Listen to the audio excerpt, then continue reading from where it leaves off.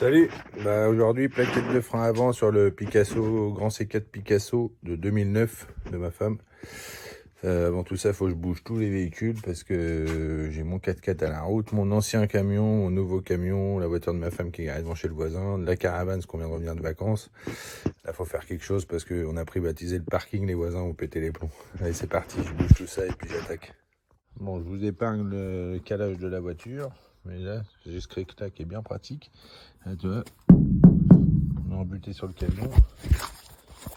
Celui-là, on a une petite pédale pour lever quand on n'a pas de place. L'avantage de mettre la voiture sur chandelle, c'est qu'on peut tourner comme on a envie. Hop.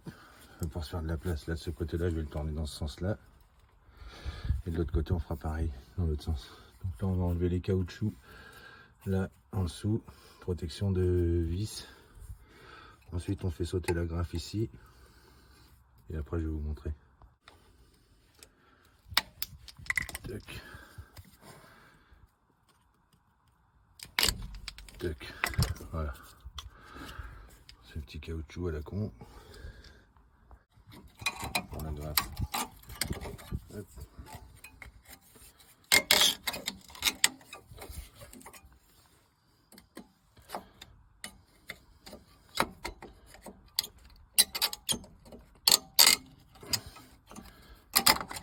Voilà.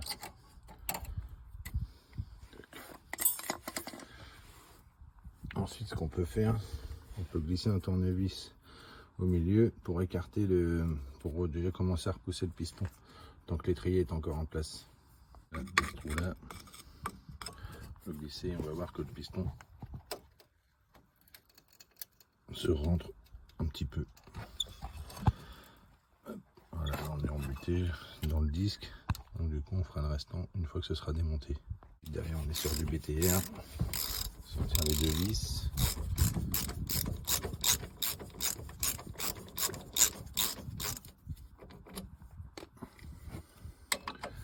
On va mettre une petite rallonge pour éviter d'appuyer sur le flexible. Donc la vis une fois sortie, ça ressemble à ça. On va faire pareil pour celle du haut.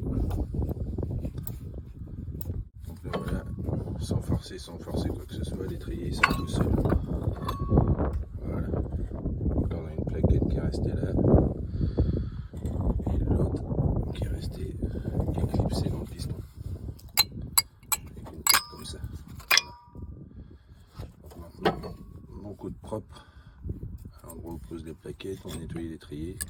Coup de brosse métallique. Puis on va remonter ça.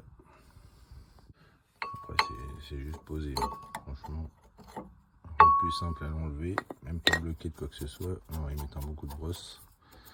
Partout où ça pose, dans l'étrier, brosse, nettoyant frein, chiffon. Et après on va tout remonter à la graisse. Enfin, à la graisse.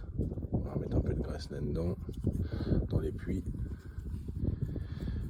Pour la prochaine fois éviter de galérer à redémonter. Et puis bon, c'est toujours mieux de remonter à la graisse, c'est pas plus mal.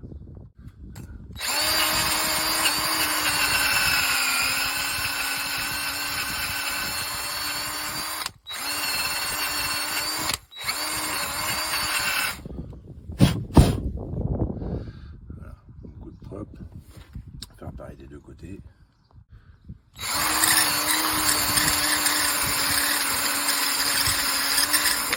Sans aller trop près du piston parce que là c'est un joint de protection cache poussière, donc si on le déchire, pas terrible. Donc là on va finir avec la petite. Hop, on termine par un bon coup nettoyant frein, mettons le chiffon en dessous sans que ça laisse des marques.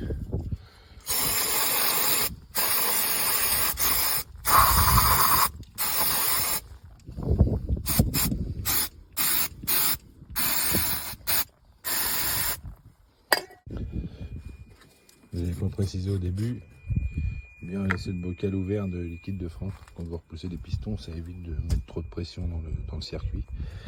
Comme ça repousse tranquillement.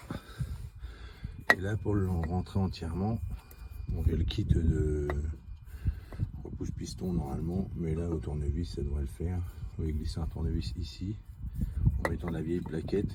Et puis le piston va rentrer à fleur à ce moment-là. De cette manière-là, mais du coup, là, le piston il est embuté.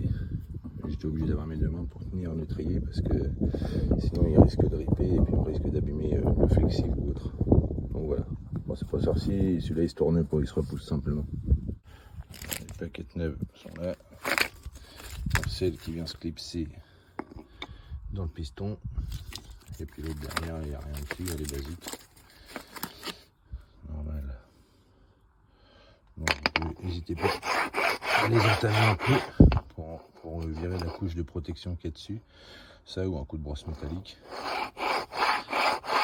Hop, voilà, ça le frotte légèrement. Nickel. Ensuite un coup de chiffon, histoire de, s'il y a des petits graviers dessus. Hop, et on fait le remontage. Celle-là, il faut légèrement incliner les pattes pour le rentrer à l'intérieur. Et puis pour la deuxième, elle est juste, elle se glisse dedans. Tac, elle est en place. Et celle-là, je vais avoir besoin de mes deux mains du coup. Donc là, je les glisse dedans, et juste à appuyer. Et on remet l'étrier à sa place. Normalement, voilà. Ça y va tout seul. Le piston est bien rentré comme il faut du premier coup. L'étrier se remet en place du premier coup. On remet les vis. Moi, j'utilise la graisse cuivrée. Qui résiste bien à la chaleur.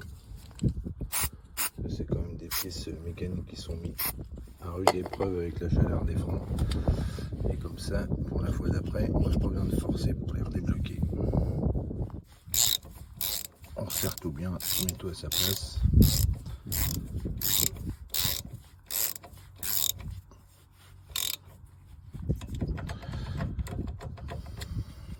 L'autre je l'avais serré aussi en haut. On met les petits caches de protection. Toc. Toc. Et voilà. Les plaquettes sont changées. Il n'y a plus qu'à remonter la roue. Ça va être mieux pour rouler plus facile. Non, on ne remonte pas tout de suite la roue. Il faut remettre la petite agrafe à sa place.